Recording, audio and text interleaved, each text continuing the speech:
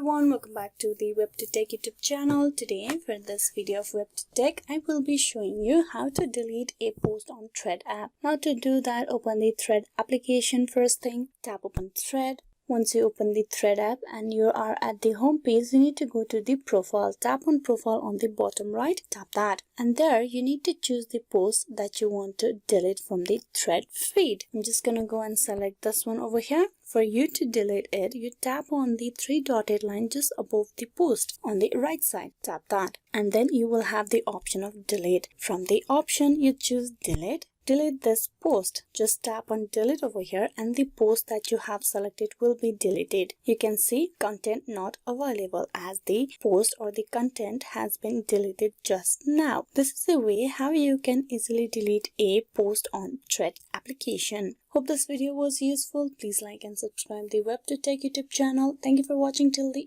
very end.